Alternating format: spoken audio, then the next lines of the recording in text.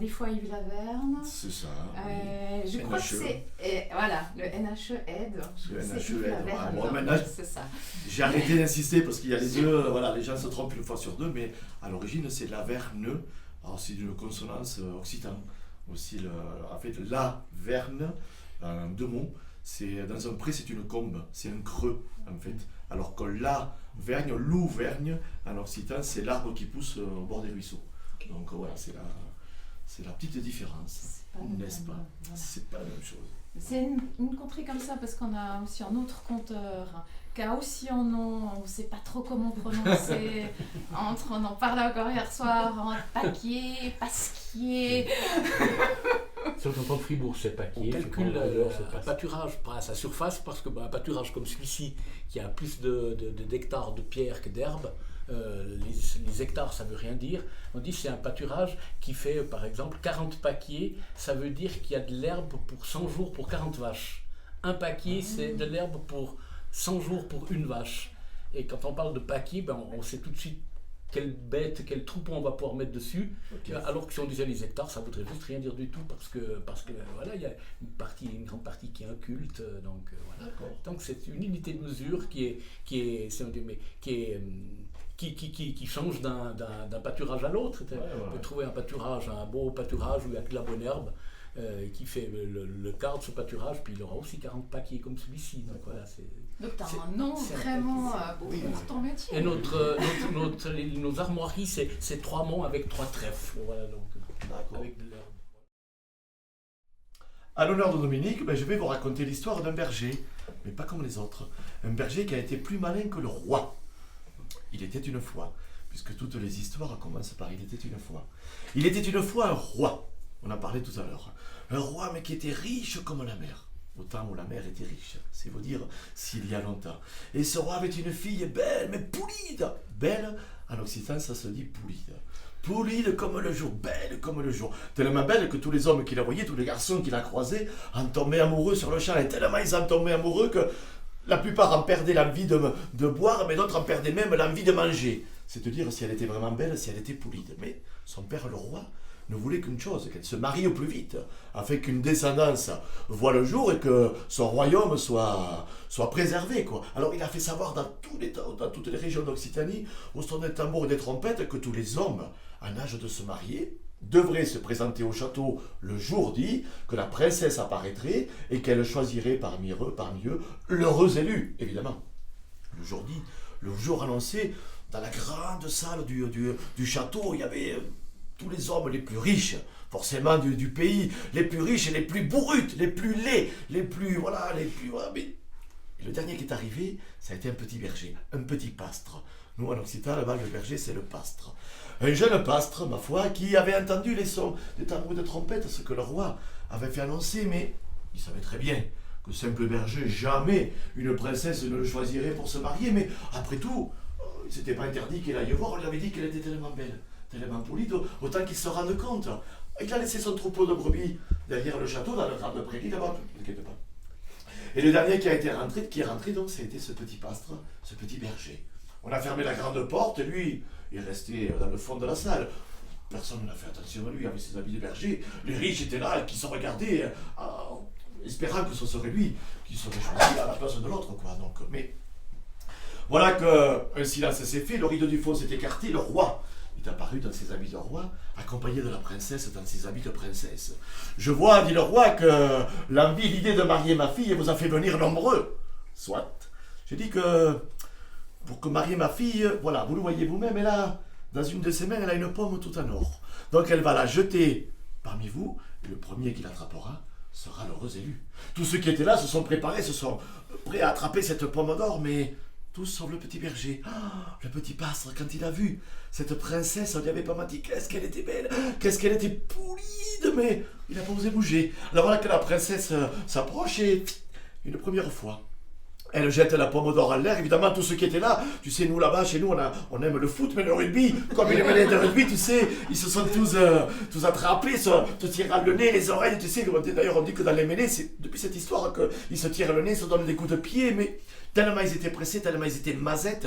Mazette, ça veut dire maladroit, qu'aucun n'a attrapé la pomme d'or.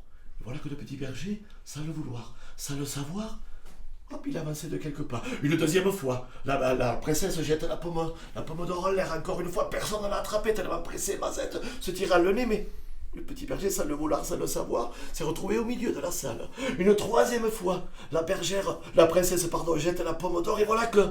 Là, il s'est passé quelque chose, comme si une force mystérieuse le poussait par derrière. Voilà que le berger, sans le vouloir, sans le savoir, comme s'il avait des ailes, il a sauté tellement haut, il a passé par-dessus tout le monde, et c'est lui qui a réussi à attraper la pomme d'or. Évidemment, il s'est retrouvé tout penaud, tout petit, tu sais, là au milieu, un grand silence, et les riches qui étaient là se sont écartés, avec un air de dégoût, un peu de colère même. Le roi sur son trône a vu que le berger, ce berger, avec ses habits de berger, son gilet de laine, un petit peu de serpollet, ce béret, tout ça, c'est lui qui avait attrapé la pomme d'or. Le roi s'est levé, tout en réfléchissant, en disant, berger, c'est toi qui as été le plus rapide, c'est toi qui as attrapé la pomme d'or. Alors en même temps, le roi mariait sa fille, oui, mais un berger, jamais de la vie quand même, quelle honte pour la famille. Je vois, berger, que ça a été toi qui as été le plus rapide. Comme je l'ai dit, je vais accorder la main de ma fille à celui qui attraperait la pomme d'or, mais avant que je te la donne, il va falloir que tu accomplisses et réalises 3 épreuves.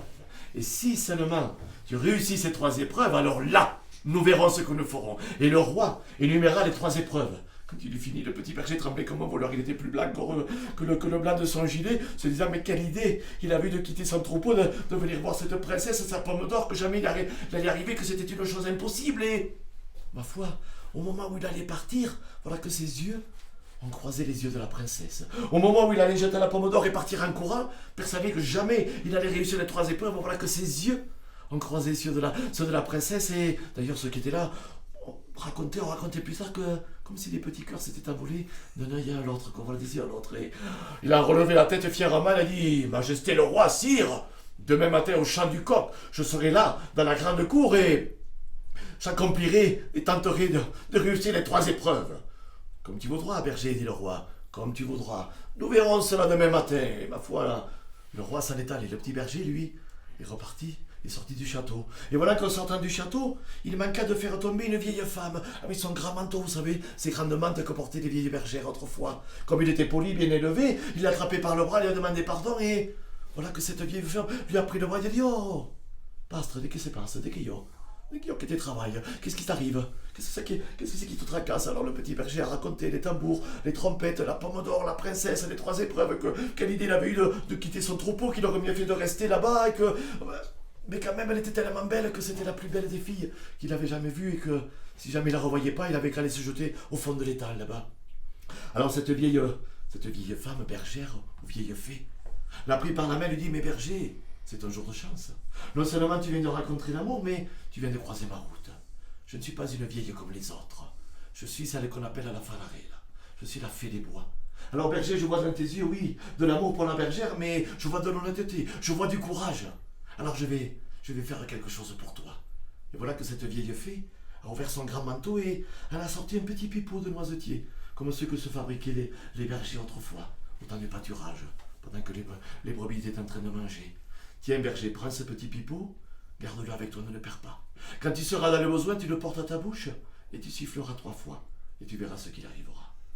Et hop, le berger a pris le pipeau et quand il a relevé la tête, la vieille Falarella, la vieille fée, avait disparu comme un courant d'air. Le petit berger a rejoint ce troupeau de brebis avec quelques belles fougères. Là, il s'est fait un joli lit sous les étoiles et toute la nuit, il n'a jamais aussi bien dormi. Est-ce que c'était la belle douceur de l'été? Est-ce que c'est le souvenir de la princesse? Mais au chant du coq, il était dans la cour du château. Il a fallu d'ailleurs aller réveiller le roi. Le roi est persuadé que le berger avait changé d'avis. À contre-cœur, le roi s'est levé et... Oh, berger, je vois que tu es là, comme un promis. La première épreuve, rappelle-toi ce que je t'ai dit. Tu le vois, dans le fond de la cour là-bas, il y a des lapinières. Vous savez là où on met les lapins? Il y a 100 lapinières. Un lapin dans chaque lapinière, ce qui fait 100 lapins. Je veux, dit le roi, que l'on ouvre toutes les portes des lapinières, que les lapins partent aussi loin qu'ils voudront dans la campagne, et je veux, berger, avant que le soleil soit couché, tout seul, sans que personne vienne t'aider, tu es ramené tous les lapins, les 100 lapins, pas un de plus, pas un de moins. Et pendant ce temps, on a ouvert la porte et pendant que le jeune berger essayait d'attraper les 10 premiers, les autres, on a vu que la petite petite blanche qui partait là-bas loin dans les pâturages, dans les collines. Le roi, persuadé que le petit berger allait échouer à regagner ses appartements, et le petit berger est sorti se demandant comment il allait faire, et voilà que il s'est rappelé. Il a senti dans sa poche le pipeau de noisetier de la vieille fée, de la vieille Falarelle. Alors il l'a sorti, il l'a porté à sa bouche et il a sifflé 3 fois. Et là, braves gens, vous avez compris, mais vous n'allez pas le croire, tous les lapins sont revenus. Les 100 lapins, pas un de plus, pas un de moins. Et comme un bon troupeau de brebis ou de lapins, toute la journée, ils sont restés autour du jeune berger. Et avant que le soleil soit couché, le berger est rentré fièrement dans la cour du château, marchant en tête, suivi derrière par les 100 lapins, en rang par 2. Alors le roi n'avait jamais vu ça, évidemment. Berger, je vois que tu as réussi à accomplir la première épreuve. Voyons maintenant la deuxième.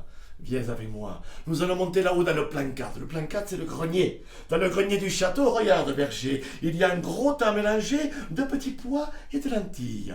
Je veux, dit le roi, avant que le coq ait chanté, avant que le soleil soit levé, je veux que tu aies trié d'un côté les petits pois et de l'autre les lentilles. Et tout ça, évidemment, sans que personne ne vienne t'aider. Et en fermant les persiennes sans aucune bougie pour t'éclairer. En soufflant les candélabres et en enfermant le jeune berger dit le placard dans le grenier. Et le roi, en sifflant, s'en alla dans ses appartements, persuadé que ce coup-ci, le berger n'allait pas y arriver. Le berger a attendu que la nuit tombe, que plus personne ne puisse un bruit dans le château. Une deuxième fois, il porta le pipeau de noisetier à sa bouche, et là, brave Jean, il est sorti de par le plancher. Oh, des bataillons, des régiments entiers de fourmis. Vous savez ce qu'on dit? La fourmi est travailleuse, et la fourmi elle s'est mise à travailler, à trier d'un côté les lentilles, de l'autre les petits pois, d'un côté les petits pois, et de l'autre les lentilles au champ du coq. Il a fallu encore aller réveiller le roi est arrivé. Quand il a ouvert la porte du placard du grenier, non seulement d'un côté les petits pois, de l'autre les lentilles, mais assis sur un sac de blé, le jeune berger qui l'attendait. Berger, dit le roi, tu as accompli et réussi la deuxième épreuve. Voyons maintenant la troisième, ce dont tu es capable. Viens avec moi. On est descendu dans la cuisine. Dans la cuisine, il y avait une grande table là de bois. Et sur cette table, il y avait des dizaines et des dizaines de tourtes de pain. Vous savez, au temps de ce vieux temps, non seulement dans le château, il y avait du monde, mais on mangeait beaucoup, beaucoup de pain. Je veux, dit le roi, qu'avant que les cloches au village, que les cloches aient sonné midi, je veux que tu aies mangé tout le pain de cette table, et tout ça tout seul, sans que personne ne vienne t'aider. Et en enfermant le jeune berger dans la cuisine, à ce coup-ci, le roi est parti en chantant, persuadé que jamais le berger n'allait réussir cette épreuve. Une troisième et dernière fois, peut-être, le berger porta à sa bouche le pipeau de noisetier, souffla 3 fois dedans, et là, brave Jean, par les trous du mur, des entrailles de la terre, sont arrivés des rats. Vous savez, ces gros rats aux yeux rouges, à longue queue, affamés depuis tant de siècles, qu'ils se sont rués sur les miches de pain et en moins de temps qu'il ne faut pour le dire, pas une miette. Et avant que les cloches de midi aient sonné, le roi, évidemment, pénétra dans la cuisine et non seulement plus de pain sur la table, mais le petit berger l'attendait, assis sur son tabouret de bois. Alors le roi a regardé le berger. Le roi était accompagné de sa fille, la princesse. Berger, berger, tu as réussi à accomplir les 3 épreuves. Entre-temps, ma fille est venue me voir, m'a ouvert son cœur et m'a dit l'amour qu'elle avait pour toi. Alors berger, je vois dans tes yeux de l'amour pour elle aussi, mais j'ai vu ce dont tu étais capable. J'ai vu effectivement de l'honnêteté et de la vaillance. Alors j'avais dit que celui qui attraperait la pomme d'or et qui accomplirait, réussirait les 3 épreuves, mériterait la main de ma fille. Vous l'avez compris. Quelques jours plus tard, les cloches du village ont sonné, non pas pour les 12 coups de midi, mais pour annoncer le mariage de la fille du roi, de la princesse, avec le berger. On raconte que la princesse n'a plus voulu de cette vie de château et a préféré accompagner son berger là-haut, dans les pâturages. On raconte qu'ils y vécurent heureux, très heureux, et qu'ils eurent beaucoup, beaucoup, beaucoup d'enfants. Et cric ou crac, le conte des acrobates, et crac et cric, le conte est fini. Merci.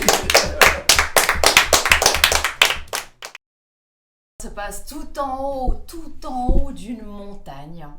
Est-ce qu'elle est plus haute que la dent de Diamant? Je peux pas vous dire, mais en tout cas très très haute. Et là, tout en haut de cette montagne, on avait construit un énorme château. Alors comment on l'avait construit, ça je ne sais pas, l'histoire ne le dit pas. Enfin, il était là, bien en haut, imposant comme défiant les lois de l'équilibre. Et bien sûr qui surplombait toute la vallée où il y avait tout le peuple qui vivait là. Et dans ce château, il y avait un roi et sa fille. Et sa fille, sa princesse, elle était vraiment née à travers la montagne. Elle était bien dans sa montagne, elle se promenait à travers les petits chemins, vers ses amis les chamois. Et elle humait bien évidemment les Edelweiss. Et elle était, comment t'as dit le mot, j'ai oublié, elle était belle. Poulide. Elle était poulide, bien sûr. Elle était magnifique, ah oui, c'est une princesse. Et bien évidemment, tous les soupirants de la plaine, comme ça, n'en pouvaient plus et soupiraient sans arrêt, si bien que tous ces souffles de soupirants montaient jusqu'en haut du château, et ce château était perpétuellement balayé par des petits courants d'air qui venaient encore rosir ces belles petites joues. Et puis surtout, c'était pour elle le moment de se marier, un peu. Elle commençait à avoir un peu l'âge. Donc le roi commença à insister, mais il n'était pas très intéressé par ça en fait. Et le roi insistait toujours plus. Alors au bout d'un moment, oui, elle allait voir ses amis les pierres, parce que comme elle était née dans cette montagne, elle savait aussi parler le langage des pierres. Et les pierres lui ont donné un bon conseil. Et elle est retournée au château. Elle allait voir son père, le roi, lui dit « Bon papa, j'ai décidé. Je donnerai mon cœur, mon corps et mon âme à celui qui m'amènera, qui demandera ma main, une Edelweiss bleue à la main. Ma chérie, ça n'existe pas, les Edelweiss bleus. C'est non négociable, je veux une Edelweiss bleue, ce sera ça ou rien. Bon, et étonnamment, ça n'a pas découragé tous les soupirants. Il y en a qui sont allés jusqu'en Himalaya pour aller chercher une Edelweiss bleue. Il y en a d'autres qui ont transformé des fleurs bleues en Edelweiss. D'autres encore qui ont teint des Edelweiss blanches en Edelweiss bleues. Rien n'a marché parce que la princesse, bien sûr, elle a déjoué tous les tours. Et il arrive un jour, alors qu'elle est penchée à sa fenêtre, elle regarde dans la cour et là arrive un magnifique jeune homme. Une belle mèche de cheveux, rebelle, un regard gris magnétique. Et il rentre comme ça dans cette cour avec une magnifique pivoine rouge à la main. Et là, le cœur de la princesse ne fait qu'un bond. Imaginez-vous les films les plus kitsch possibles avec une sorte de musique comme ça en arrière-fond. Tout se passe au ralenti. Et elle le voit rentrer en direction du roi, qui voit cet énergumène arriver avec une pivoine rouge à la main. Il n'en peut plus de renvoyer tous ses soupirants, il ne veut même pas se donner la peine de lui parler, il se prépare à le renvoyer d'un simple geste comme ça. Lorsque tout à coup, la princesse arrive ventre à terre, elle dit là « Oh, quelle magnifique Edelweiss bleue !» Et là, le roi, je vous laisse imaginer sa tête, ça passe de la pivoine rouge à la princesse pendant un bon moment, en regard très incrédule. Je dis, ma chérie, c'est une pivoine rouge? Oh, ah non, alors, mon papa chéri, excuse-moi, permets-moi de... Ah non, c'est la plus belle Edelweiss bleue que j'ai jamais vue de ma vie. Oh, elle est superbe, et la princesse fonce vers la fleur, prend la pivoine rouge dans ses mains, commence à allumer. Oh, une Edelweiss bleue comme j'ai jamais senti de ma vie, elle est superbe, elle est magnifique. Et elle l'a dit avec tellement d'aplomb et tellement de conviction que croyez-moi ou croyez-moi pas, mais le roi ainsi que toute la cour ont vu cette pivoine rouge en une magnifique Edelweiss bleue. Et ça a été la même chose pour le curé qui s'est occupé des noces, qui lui aussi a vu cette pivoine rouge en une magnifique Edelweiss bleue. Ben oui, parce que il paraît que jusque là-bas, d'ailleurs le dicton est le même, le cœur a ses raisons que la raison ne connaît pas. Et puis bon, c'est pas plus mal des fois. Voilà. Trop bien. Et puis des craques. Au pays des gravires, où il faut bon chobro. Au pays des gravires, où il faut bon chobro. Où il faut bon elon et là, où il faut bon chobro. Les maisons li sont routes, les tels pain d'ombo. Les maisons li sont routes, les tels pain d'ombo. Li pain d'ombo, elon et là, les tels pain d'ombo. Li a di ballevazze, du bon fromozzo gros. Li a di ballevazze, du bon fromozzo gros. Du bon fromozzo long et là, du bon fromozzo gros. Au pays du gruyère, il y a des belles vaches et du bon fromage gras. Facile à dire, facile à chanter, mais ça s'est pas fait tout seul. Il y a très longtemps, c'était dans le temps d'avant le vieux temps. L'homme vit en communauté dans des cavernes. Il ne s'éloigne seul jamais plus loin que la distance sur laquelle porte son cri. On entend son cri sauvage dans la forêt profonde. Et un jour, l'homme s'aperçoit que si au lieu de simplement crier comme ça, il crie dans un tronc d'arbre évidé, sa voix porte encore plus loin. Il peut donc s'éloigner davantage et c'est lors d'une de ces sorties que l'homme rencontre pour la première fois un animal de haute taille. Il est impressionné par les cornes magnifiques qui coiffent la tête de l'animal, impressionné par l'imposante mamelle. Il tire une flèche de son carquois, il tend son arc et juste avant de lâcher son trait, il se dit que si au lieu de tuer cet animal, s'il l'apprivoisait, il pourrait le faire venir près de sa caverne, il pourrait brouter l'herbe alentour de la caverne. Ah, il en a fallu des jours et des lunes pour que l'homme apprivoise sa première vache. Mais quand enfin, pour la première fois, il peut goûter au liquide blanc qu'il tire de la mamelle, sans plaisir et sans mélange. Quelque temps plus tard, il s'aperçoit que si au lieu de crier dans son tronc d'arbre évidé, il ajuste les lèvres sur l'embouchure de l'instrument, il en sort un son bien plus agréable à l'oreille et qui porte encore plus loin. Peu de temps après, par étourderie probablement, il oublie une jatte de lait au fond de sa dépense. Quand il la retrouve, ce lait s'est un peu solidifié, il y a un liquide verdâtre qui coule autour, il goûte à cette matière qu'il trouve un petit peu aigrelette, mais s'il se dit que s'il pressait cette matière, s'il mettrait peut-être quelques herbes pour leur donner du goût, il pourrait peut-être en faire quelque chose. Et il en a fallu des lunes, des saisons, des générations pour que le cri devienne un son, pour que le lait devienne caillé, pour que le son devienne mélodie, pour que le caillé devienne fromage. Mais quand enfin il a trouvé solution à tous ces problèmes, enfin il peut emmener ses vaches loin, au-dessus de la limite des forêts, là où l'herbe grandit, il la voit, cette herbe qui grandit en pure perte. Que faire avec des vaches là-haut si on ne sait que faire du lait? Il a inventé le fromage, il a inventé la montée à l'alpage, et il monte en poussant des cris joyeux devant ses troupeaux, et il passe un été merveilleux au flanc des montagnes. Il s'y sent tellement bien qu'il se dit que il va y passer toute l'année.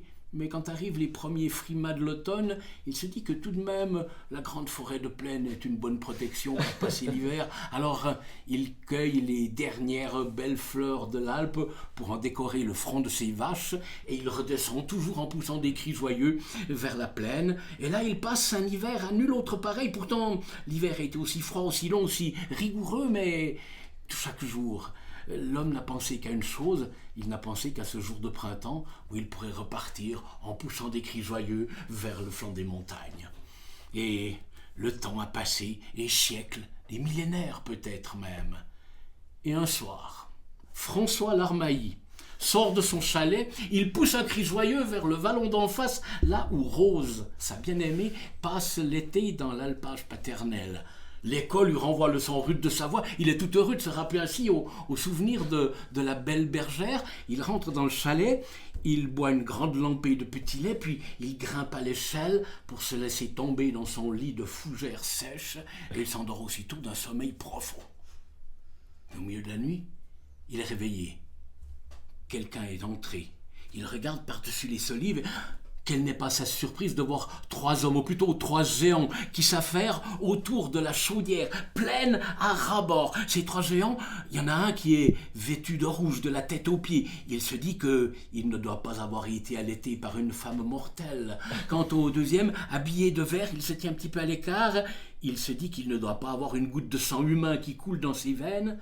Quant au troisième, il se tient vraiment un peu plus éloigné. Il est pâle comme la mort, et il est tout habillé de blanc. Le géant vêtu de rouge brasse à grands gestes la chaudière pleine à ras-bord. Le vert s'occupe de mettre le bois dans le feu, et il met de la présure dans le lait, et le pâle se saisit de son corps des Alpes, son grand instrument. Il se tourne vers la porte s'ouvre d'elle-même, il sort sur le pâturage, il souffle dans l'instrument, il en sort une incroyable mélodie qui peut monter très haut, qui descend assez bas.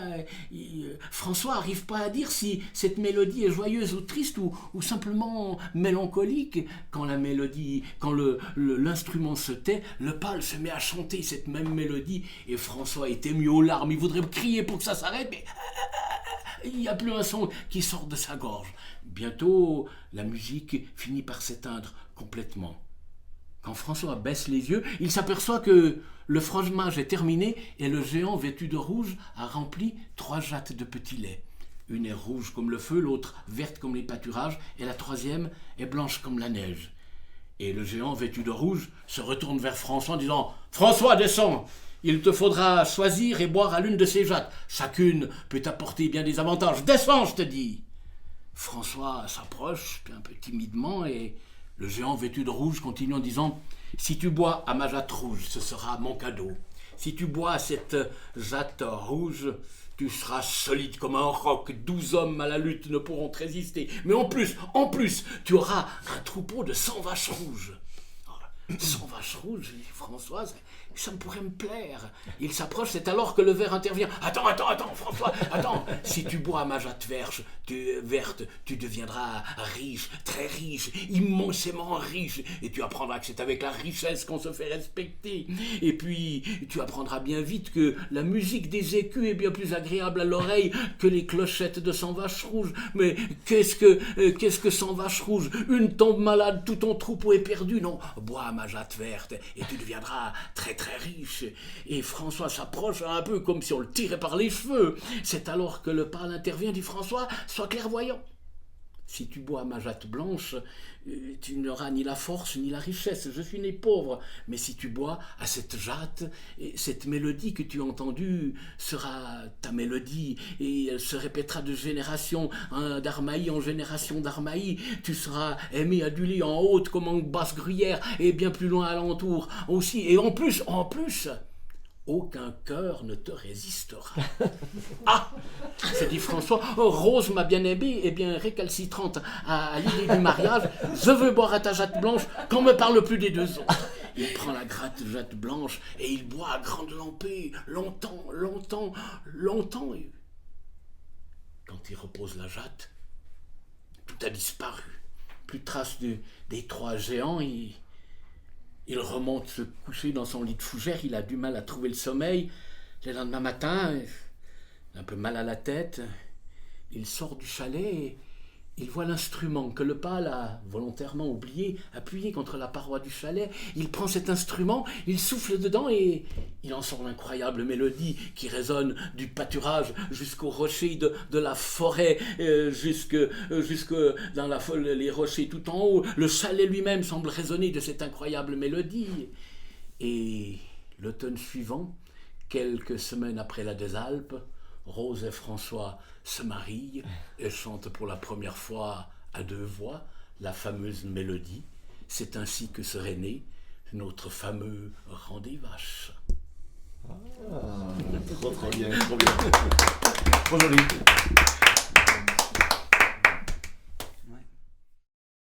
C'est une histoire de Nasreddin. Il n'y en a pas souvent, mais c'est une histoire de Nasreddin où il est avec son fils. Et Nasreddin, c'était pas le plus généreux comme ça, de prime abord. Et ce jour-là, je sais pas, un jour comme ça, cadeau, un jour saint. Toujours est-il qu'il dit à son fils, comme ça, dans un élan de générosité, il lui dit « Bon, demande-moi ce que tu voudras, je te le donnerai. » Et comme ça n'arrive jamais, le fils de Nasreddin se dit « Il ne faut pas que je me rate, quoi. » Il réfléchit, qu'est-ce que je pourrais lui demander? Ah, peut-être ça, non, mais ça j'ai toujours voulu, puis ça dure un certain temps quand même, puis ben, il faut qu'il dise, mais il ne faut pas qu'il rate l'occasion, quoi. Alors au bout d'un moment, il retourne voir Nasreddin, son père, et puis il dit « Bon, écoute, j'arrive pas à me décider, est-ce que j'ose te demander un délai pour que j'ai le temps de réfléchir ?» Nasreddin dit « Pas de souci, accordé. » Oh, super, il est bien soulagé, et puis pour finir, à force d'hésitation, il se dit « Bon, mon père, ce qu'il a le plus précieux, ben, c'est son âne, hein, Nasreddin, son âne. Si je peux avoir son âne, je sais pas, j'aurais un peu ses racines de mon père, enfin, une sorte d'héritage. Ah ouais, je vais lui demander son âne. » Donc il va retourner voir son père, Nasreddin, et puis il va lui dire « Bon, alors, voilà, j'ai décidé, je te demande d'avoir ton âne. » Nasreddin, « Quoi? Mon âne? Non, mais t'es pas un peu fou? Mais bien sûr que non, je vais pas te donner mon âne. » Puis mais écoute, tu m'as promis que tu me donnerais ce que je voudrais. Bah oui, tu m'as demandé un délai. Je t'ai donné ton délai. Ah, vous l'avez eu. Ah, très bien, alors là. Chapeau. Ah, c'est vrai. Je me rappelle.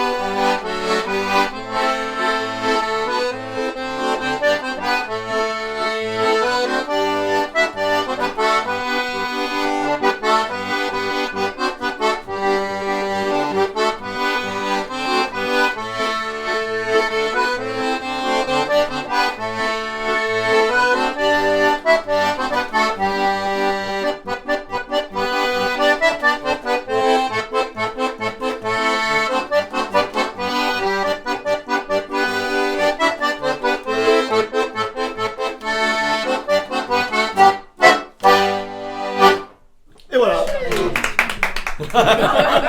C'est ça ton seul en fait. D'accord. Okay. Avec le chien, très bien. Ah mais tiens, assis-toi Mickey, assis-toi. Là, voilà, reste là. On va le choisir. Voilà. Sur les mains du téléphone. Voilà. Trop bien.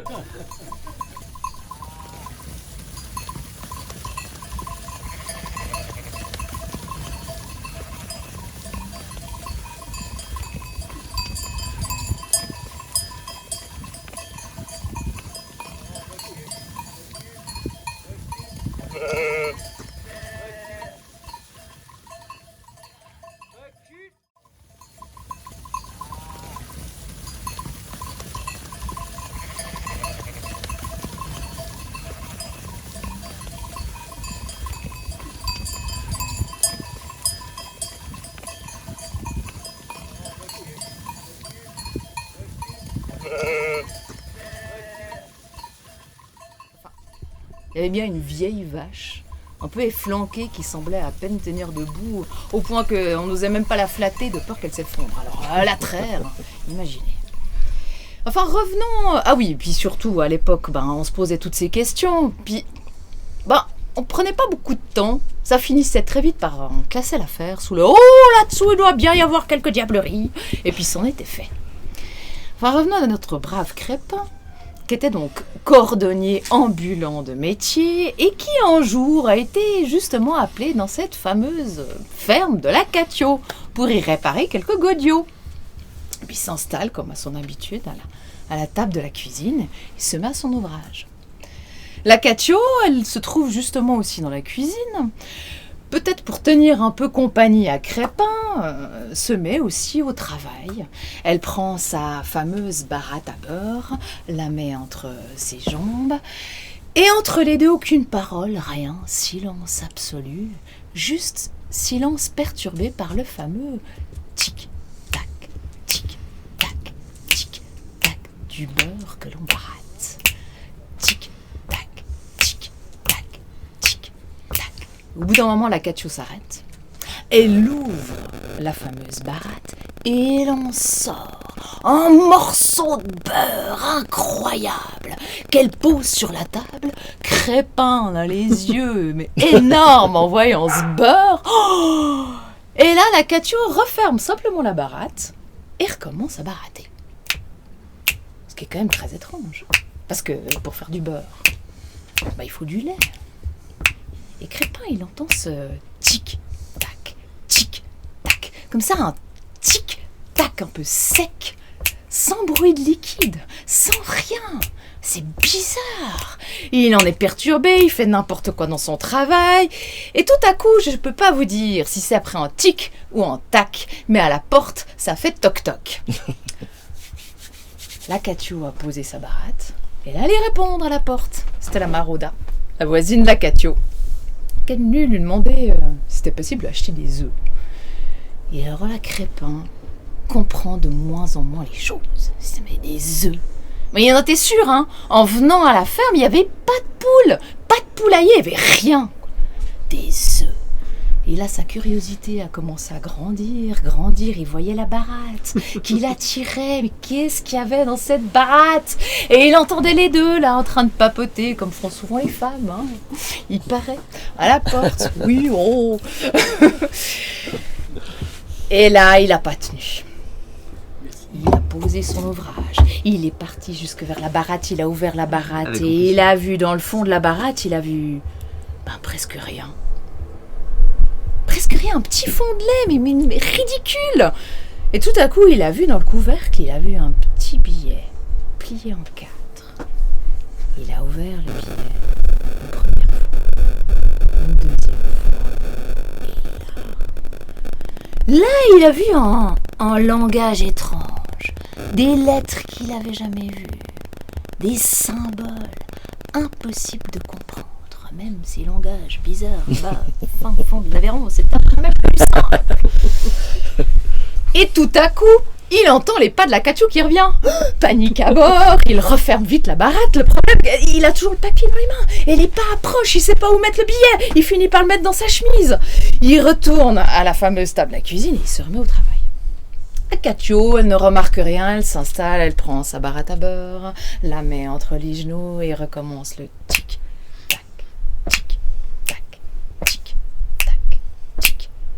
Et au bout d'un moment, Crépin sent une sorte de liquide lui couler le long du torse, froid.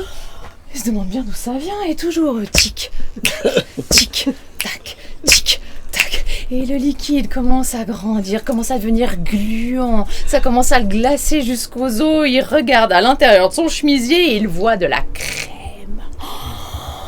Et il est pas bête, Crépin. Il comprend bien ce que c'est. Le fameux billet. Dans la panique, il tente de prendre le billet qui lui gicle entre les doigts. C'est pas trop où le mettre. Il finit par le mettre dans le pantalon et toujours tic, tac, tac, tic, tac, tic, tac. Et le pantalon commence à grossir. Il commence à avoir 2 derrière, 3 derrière, 4 derrière. Énorme. Et toujours le tic, tac, tic, tac, tic. Alors il reprend le billet, il le coince dans sa ceinture et tic, tac, tic, tac, tic, tac. Et là, elle commence à partir dans sa culotte. Il a de la crème qui coule tout le long de ses cuisses et hop, qui tombe en bas du genou, qui tombe jusqu'à dans ses chaussures. Il commence à marcher dans des fonds de crème et toujours tic, tac, tic, tac, tic, tac. Alors il reprend le billet, il sait pas trop où le mettre. Il finit par le mettre dans son bonnet et tic, tac, tic, tac, tic, tac. Et le bonnet grossit, tout à coup ça fait plop. Et la crème commence à couler le long de ses mèches de cheveux, sur ses cils, dans ses yeux, dans son nez. Il sent l'odeur doucereuse de cette crème crème, là, il en a partout. Et ça va le long de sa moustache, le long de sa barbe. Il goûte de crème. Il voit que du blanc. Il a l'impression de vivre dans un nuage de crème. Et tic, tac, tic, tac, tic, tac. Alors là, il reprend le billet. Il n'aurait qu'une envie, c'est de partir en courant. Mais bah, vous savez, quand on a très peur, des fois, les jambes, elles suivent plus. Alors, sachant pas trop quoi faire avec ce billet, il finit par le jeter par terre. Et toujours tic, tac, tic, tac, tic, tac. Et là, du billet, du fond du plancher, il y a comme une sorte de geyser de crème qui sort. Et ça arrose toute la cuisine. Et là, le tic-tac s'arrête. La Catio, elle n'a rien remarqué, mais elle s'arrête au bout d'un moment, comme d'habitude. Elle ouvre la baratte. Et là, rien. Pas de lait, pas de beurre, mais surtout ses yeux vont inévitablement du côté du couvercle. Et pas de billet.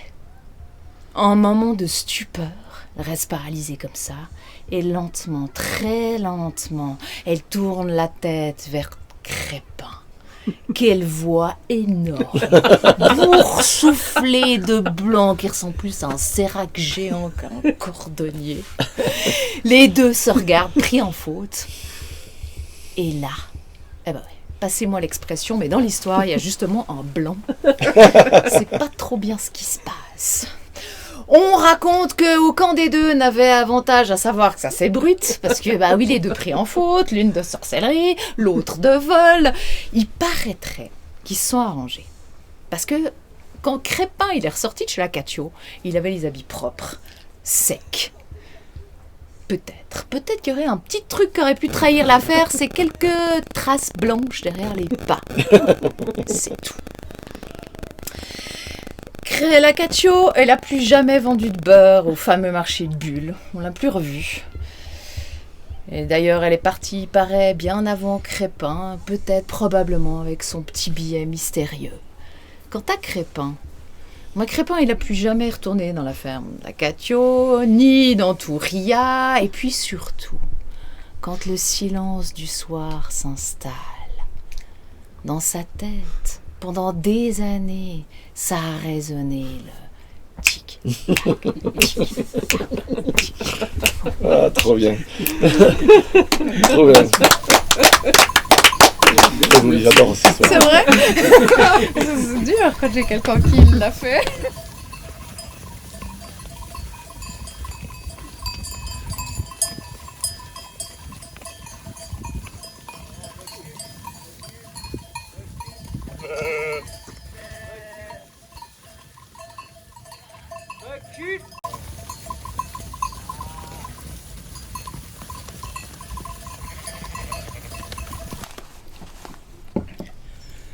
Quand j'étais un petit gamin, haut comme 3 pommes, les paysans du village sont rassemblés dans notre cuisine de notre ferme. Il est question d'engager un nouveau berger, un garde-génisse, on dit en Gruyère. Oui, la Gruyère, c'est un pays d'élevage de bovins. Les moutonniers sont considérés comme des gens de seconde classe, évidemment. Et j'entends encore le plus âgé des paysans dire « Faudrait tâcher d'en trouver un qui boive pas trop ». C'est vrai que c'était souvent des marginaux qui s'engageaient dans ce métier, un certain nombre qui avaient des problèmes quand même avec la dive bouteille. Et c'est ainsi que j'ai fait la connaissance de François. Vous décrire François, chez lui, tout est excessif. Sa taille est excessive, sa voix est excessive, elle résonnait dans tout le chalet, ses gestes sont excessifs, la manière de s'exprimer est excessive. Et par exemple, il ne disait pas à quelqu'un « tu as raison », non, il disait « ta raison est belle », et ça s'accompagnait toujours d'un large geste. Même son émotivité était excessive. Je l'ai vu pleurer sur une génisse qui avait déroché. Même sa moustache est excessive, elle était comme une énorme broussaille qui s'enroule sous son nez. Chaque année, entre les foins et l'Urguin, je passe une semaine en compagnie de François. Ça fait partie de mes plus beaux souvenirs d'enfance. J'aime cette vie rythmée par la course du soleil. Le matin, on se lève, il y a le petit troupeau de chèvres de François, sa seule fortune, qui rentre de leur balade nocturne. Il y a la traite des chèvres, il y a les génisses qui rentrent par petits groupes qu'il faut attacher dans l'étable du chalet, la fabrication des tomes de chèvres, le travail du bois, le bois pour le feu, le bois pour faire les piquets de clôture. Avec François, je scie avec la grande scie à deux mains, une scie à bois, une invention de l'entre-deux-guerres, m'explique-t-il, invention qu'il place nettement au-dessus de l'invention de la tronçonneuse qu'il connaît, mais qu'il trouve vraiment beaucoup trop capricieuse. Or, un matin, on se lève, au premier coup d'œil, François remarque qu'il manque une chevrette à son troupeau. Pas n'importe laquelle, la plus belle, c'est toujours comme ça que ça arrive, ce genre de choses. C'est vrai qu'elle avait une manière de vous regarder un peu plus espiègle que les autres, elle avait la robe un peu plus foncée. Il se rappelait même qu'elle était née au matin de la Saint-Joseph. Et ben, ce matin-là, la petite chevrette manque à l'appel, alors... Le travail est vite expédié, on commence les recherches, on fait le tour du pâturage, voir les voisins les plus proches. La journée est vite passée, rien. Le soir en rentrant, François me dit « Je vais me lever pendant la nuit, je vais sortir du chalet, je vais aller écouter, peut-être qu'elle est restée accrochée à une racine ou à une clôture par sa clochette, je vais peut-être l'entendre bêler. » Plusieurs fois dans la nuit, j'entends qu'il se lève, rien. Le lendemain, les recherches reprennent de plus belle, on va voir les voisins un peu plus éloignés. L'après-midi, on commence à fatiguer un peu, on s'arrête un peu plus longtemps dans les chalets. Chaque garde-génisse a une histoire de bêtes disparues à raconter, ça leur est tous arrivé une fois, de ces bêtes qu'on n'a jamais retrouvées, qu'on a retrouvées mortes ou en mauvais état, et puis de temps en temps qu'on retrouve en bon état. Le soir en rentrant, le cœur n'y est plus, François me dit, ça vaut plus la peine de la chercher, on la retrouvera pas. Mais plusieurs fois pendant la nuit, je l'entends encore qui se lève pour écouter. Et le lendemain, il a changé d'avis. Et on monte jusque sur la crête qui sépare les deux vallées. On marche sur cette crête depuis un moment. On voit loin devant nous un homme vêtu d'une grande blouse noire, comme portaient les paysans à l'époque. Il semble bien qu'il y a une petite bestiole qui marche à côté de lui. Quand il est à une centaine de pas, on reconnaît notre chevrette et ce paysan qui appelle, il dit « Oh, c'est pas toi qui aurais perdu cette bestiole, elle était dans mon verger hier soir !» Les deux hommes se rapprochent. La ficelle qui attache la chevrette passe des mains du paysan aux mains de François. François veut récompenser ce brave homme de lui ramener sa chevrette, mais François n'a pas pour habitude de se promener avec son porte-monnaie. C'est vrai qu'en montagne, ça sert à pas grand-chose. Alors il dit au paysan, mais viens jusqu'au chalet, on pourrait ouvrir une bouteille, on pourrait faire du café, on pourrait manger quelque chose. Mais le paysan doit rentrer pour son travail. C'est vrai que nous, on en a laissé en retard aussi. Les deux hommes sont prêts à se quitter lorsque le paysan sort de sa poche sa pipe, qu'il s'apprête à remplir de tabac. Il dit « Ah, mais tu fumes la pipe, alors tiens, prends mon tabac », lui dit François, c'est la seule chose que je peux te donner. Le paysan remplit sa pipe, François profite de bourrer la sienne aussi, la même allumette allume les deux pipes, et le petit garçon que j'étais n'oubliera jamais cet échange la plus belle des chevrettes contre une petite pincée de burus bleu. Il n'oubliera jamais ces deux hommes partant chacun vers leurs travaux et qui laissent derrière eux un petit nuage de fumée bleue. Ah là là. Ah, il y a encore d'autres excès chez François. François, il aime la dynamite, il aime l'explosion. Il faut dire que quand il était jeune, il avait suivi un cours de mineur pour travailler aux endiguements de la Sarine. Alors il suffisait qu'il y ait une bille de bois qui résiste à sa hache, à son merlin, à ses coins. Il avait vite fait de rappliquer avec son arsenal. C'est un espèce de paquet enroulé dans une couverture graisseuse, il ouvrait ça dans le pré, il commençait par en sortir une mèche pour faire un trou au cœur de la bille récalcitrante, grosse comme une pièce de 5 francs, 25 cm de profond. Une fois que le trou est fait, il ouvre un premier carton, un carton à chaussures, c'est des bâtons de dynamite, on dirait de la pâte à modeler. Il prend un bâton, il le pose sur le tronc, et là, il m'explique, il me dit, tu vois garçon, si on met trop de charge, le bois est déchiqueté, si on met pas assez, c'est pas assez fendu. Alors il regarde, il juge, avec son couteau militaire, il tranche la longueur qu'il veut garder, puis il ouvre un deuxième petit carton carré, c'est des détonateurs. On dirait des petits bâtons d'argent, c'est la première fois que je voyais ça. Il ouvre un troisième carton, petit carton allongé, c'est des mèches. Ah, il était assez avare sur la mèche, 12 cm et guère plus. Il prend une mèche qu'il met dans le détonateur. Normalement, on prend une pince pour assujettir la mèche. François fait ça entre les deux dernières dents qui lui restent. Puis il met le détonateur dans la cartouche de dynamite et le tout dans le trou de la bille récalcitrante. Et c'est la dernière chose que je peux voir de près, parce qu'il sait bien que, comme tous les petits garçons, je veux voir quand ça explose, je veux pas aller me cacher derrière un arbre et n'avoir que le bruit. Alors il m'envoie loin en haut dans le pâturage et une fois qu'il juge que je suis assez loin, je peux de loin assister à la cérémonie de la mise à feu. Il commence par allumer un cigare, et c'est avec la braise du cigare qu'il met le feu à la mèche. Sitôt que la mèche jette quelques petits jets d'étincelles, François court sur 10 mètres. Il se met la tête, mais le nez planté dans l'herbe. Il tient son chapeau sur la tête, et vlan, c'est l'explosion extraordinaire. Les quartiers de bois qui volent dans les airs. Et attention, il ne vole pas dans n'importe quelle direction. Il a pris soin de faire partir le coup du bon côté, comme il dit. Il mettait cette bille à cheval sur une autre pour que le bois parte. Parte en direction du chalet, c'était toujours autant qu'il n'y avait pas besoin de porter. Quand j'arrive près de lui, il est assis par terre, son chapeau posé à côté de lui, et je vous assure qu'il avait sur le visage et dans les yeux le sourire d'un gamin qui vient de réussir un bon coup. Oh, il y a encore d'autres excès chez François.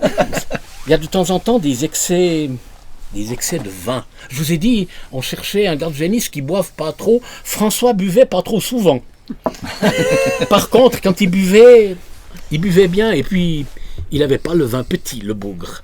Le chapeau se penchait un peu plus en arrière sur la tête, les yeux un peu plus exorbités, il se levait, il avait sa canne qui prolongeait son bras droit qui semblait découper l'espace en morceaux, et l'insulte ne tardait pas à jaillir. Vous êtes tous des incapables, j'en ai conduit, moi, des troupeaux, vous pouvez pas savoir, et puis j'ai encore des choses à vous apprendre. Et là, un peu par fatigue, un peu par l'alcool, il se laisse tomber sur son banc, et il ajoute encore dans un dernier souffle, de toute façon, vous connaissez rien à rien.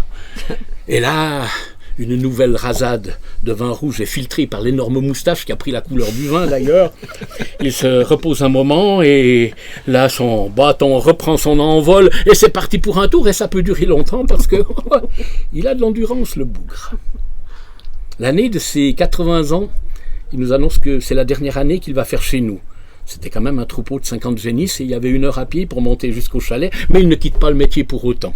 Il décide de prendre un petit alpage beaucoup moins éloigné, mais qui est très proche de la ferme où j'habite, et je continue à le voir régulièrement.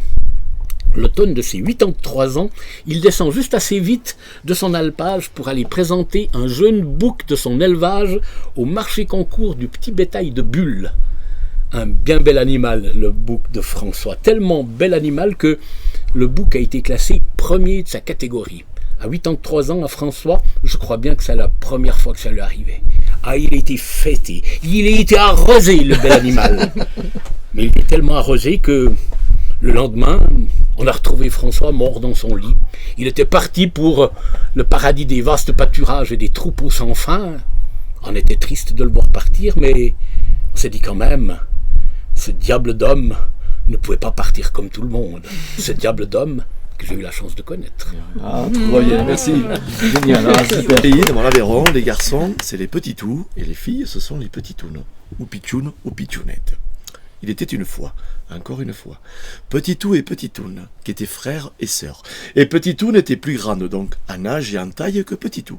Et un jour, on demande à Petitou et à Petitoune de prendre une guirbe. Une guirbe, c'est un panier d'osier qu'on faisait à la veillade, à la veillée. D'aller à le fond des Lourdes. Le fond des Lourdes, c'est au fond du jardin. Et d'aller ramasser des raves. Dans mon pays, dans mon histoire, dans mon jardin, l'endroit où poussent les raves, on appelle ça la ravière. Donc voilà Petitou et Petitoune, chacun avec une guirbe, un panier, qui s'en vont pour la ravière à ramasser les raves. Et comme Petitoune est la plus grande, elle remplit son panier la première. Elle va voir Petitou, lui dit « Mon panier est plein, le tien est à moitié, gnoprou, il y en a assez, rentrons à l'oustal, rentrons à la maison. » Mais Petitou a dit que non, qu'il ne sortirait pas de la ravière tant que son panier, sa guirbe ne serait pas pleine. Alors Petitoune s'est fâchée. Elle a dit à Petitou, si tu ne viens pas, je vais dire au loup de te manger. Mais Petitou a dit qu'il ne sortirait pas de la ravière. Alors Petitou est allé dire au loup de manger le Petitou. Mais le loup n'a pas voulu manger le Petitou, et le Petitou n'a pas voulu sortir de la ravière. Alors Petitou est allé dire au chien de mordre le loup. Mais le chien n'a pas voulu mordre le loup n'a pas voulu manger le Petitou, et le Petitou n'a pas voulu sortir de la ravière. Alors Petitou est allé dire au bâton de taper le chien. Mais le bâton n'a pas voulu taper le chien n'a pas voulu mordre le loup n'a pas voulu manger le Petitou, et le Petitou n'a pas voulu sortir de la ravière. Alors Petitoune est allé dire au feu, à l'fioc, de brûler le bâton. Mais le feu n'a pas voulu brûler le bâton n'a pas voulu le chien n'a pas voulu mordre le loup n'a pas voulu manger le Petitou, et le Petitou n'a pas voulu sortir de la ravière. Alors Petitoune est allé dire à l'eau, à l'ail, dénoyer le fioc, mais l'eau n'a pas voulu noyer le feu n'a pas voulu brûler le bâton n'a pas voulu le chien n'a pas voulu mordre le loup n'a pas voulu manger le Petitou, et le Petitou n'a pas voulu sortir de la ravière. Alors Petit Toun est allé dire au bœuf, oh le bio, de boire toute l'eau. Mais le bœuf n'a pas voulu boire l'eau n'a pas voulu noyer le feu n'a pas voulu brûler le bateau n'a pas voulu taper le chien n'a pas voulu mordre le loup n'a pas voulu manger le petit Toun, et le petit Toun n'a pas voulu sortir de la ravière. Alors Petit Toun est allé dire au joug, vous savez la pièce de bois qu'on mettait sur le cou des bœufs, d'attacher le bœuf, mais le joug n'a pas voulu attacher le bœuf n'a pas voulu boire l'eau n'a pas voulu noyer le feu n'a pas voulu boire le bateau n'a pas voulu le chien n'a pas voulu mordre le loup n'a pas voulu manger le petit Toun, et le petit Toun n'a pas voulu sortir de la ravière. Alors Petit Toun est allé dire au rat de ronger le joug, mais le rat n'a pas voulu ronger le joug n'a pas attaché le bœuf n'a pas voulu boire l'eau n'a pas voulu noyer le feu n'a pas voulu brûler le bateau n'a pas voulu taper le chien n'a pas voulu mordre le loup n'a pas voulu manger le petit Toun, et le petit Toun n'a pas voulu sortir de la ravière. Alors Petit Toun est allé dire au chat de manger le rat, mais le chat a voulu manger le rat a voulu ranger le joug a voulu attacher le bœuf a voulu boire l'eau a voulu noyer le feu a voulu brûler le bâton a voulu taper le chien a voulu mordre le loup a voulu manger le petit Toun, et le petit Toun est sorti de la ravière comme s'il avait le feu au derrière. Et la petite souris, elle est passée par ici, elle a fait cuit, et le conte, il est fini. Et puis, quand l'histoire est finie, parce qu'ils sont tous fait manger. Il y en a plein comme ça, il y a le chat, le perroquet. Oui, Ils ont connu celle-là, ouais, mais il y a le navet, tu sais, toutes les écoles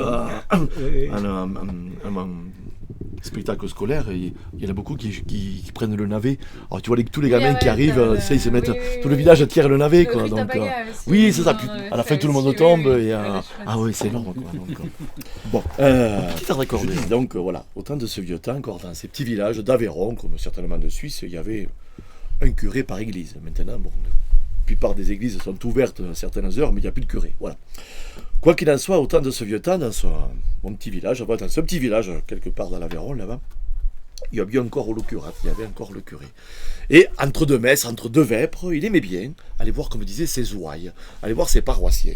Et ce jour-là, le curé décida d'aller voir celle qui habitait là-haut, cette montagne. On lui avait dit du bien d'elle. C'était une vie, pas une vieille femme, mais d'un certain âge pour là, qui vivait seule, mais qui, ma foi, faisait preuve de vaillance. Cette brave femme vivait toute seule là-haut, quelque part dans la montagne, et puis tout seul, une petite maison. Elle avait quelques poules, mais les poules s'en occupaient tellement bien qu'elle lui avait donné cette année-là beaucoup d'œufs. Et ces œufs, comme ça se faisait autrefois, elle avait été les porter à l'épicier, vous savez, on faisait du troc, voilà, ça se passait comme ça. Tellement que l'épicier lui avait racheté ses œufs, et avec cet argent, abbia compa une cabre. Elle avait acheté une chèvre. Ah, mais toute heureuse cette femme avec cette chèvre toute heureuse avec cette femme, tellement qu'elle lui donnait de lait, et avec ce lait, elle a fait des petits fromages qu'on appelle chez moi des cabécous de chèvre, ce qui fait qu'elle est allée les vendre à l'épicier ou ailleurs, et entre l'argent des œufs et l'argent des cabécous, mais cette femme, vivait somme toute heureuse. Et c'était revenu aux oreilles du curé. Alors lui, il aimait bien aller féliciter ceux qui le méritaient, comme elle avait fait preuve de vaillance et tout. Pourtant, il savait qu'elle n'avait pas une vie facile. Donc ce jour-là, il décida d'aller la voir. Donc une main derrière le dos, dans l'autre le bréviaire. Voilà qu'il s'en va avec sa soutane à travers la campagne, et il arrive aux abords de cette oustalle. Cette femme, quand elle voit arriver le curate, oh, monsieur le curé qui venait la voir, tout un honneur, elle ne revenait pas que le curé vienne la voir. Oh, mais d'intra, rentrez, mais oh, bravo curé, si j'avais su que vous veniez, j'aurais préparé un petit gâteau noir ou autre, j'ai un peu de ratafia à vous offrir par en cause, mais... Le curé lui a dit qu'il n'était pas là pour ça, mais qu'il venait simplement lui rendre visite, et que, voilà, on lui avait fait part qu'elle faisait preuve de, voilà, à force de beaucoup travailler, ses efforts avaient été récompensés, que voilà, les œufs, la chèvre et tout. La brave femme, toute heureuse, mais la cabre, regardez comme elle est belle, cette chèvre. Et le curé vient voir la chèvre, qui était dans un enclos dehors, mais le curé connaissait la maison, on était dans l'été comme là. La chèvre, comme tu l'as dit, Dominique, attachait un piquet, évidemment, pour pas qu'elle parte, mais le curé se demandait quand même l'hiver où c'est qu'elle allait être, cette chèvre. Alors, il va voir cette brave femme, il dit, mais brave femme, il faut que je vous demande quand même, je vous félicite, ce que vous avez fait, tout ce travail, les efforts, tout travail mérite récompense, vous êtes l'exemple même, mais là, on est dans l'été. Je comprends que la chèvre reste attachée au piquet, mais l'hiver, où c'est que vous allez la mettre l'hiver? Vous n'avez pas d'étable, rien, ni même, vous n'aurez pas le temps, ni les moyens de le faire. Oh, monsieur le curé, ne vous tracassez pas, monsieur le curé. Cet hiver, j'ai dans l'idée, si vous voulez, la chèvre, de la prendre avec moi et de la faire rentrer dans ma chambre. Le curé dit, mais vous n'y pensez pas, brave dame, une chèvre dans une chambre, mais quand même, non, ça ne se fait pas, mais si, comme ça on se tiendra compagnie, et en même temps elle me servira de chauffage. Ah, brave femme, dit le curé, mais l'odeur, est-ce que vous avez pensé à l'odeur dans cette chambre de cette... qu'il pouvait y avoir? Alors la brave femme regarde le curé et lui dit, oh, monsieur le curé, ne vous inquiétez pas pour l'odeur. La chèvre, elle va très vite s'y habituer. Et cric et crac, le conte est à cravate, et crac et cri, le conte est fini.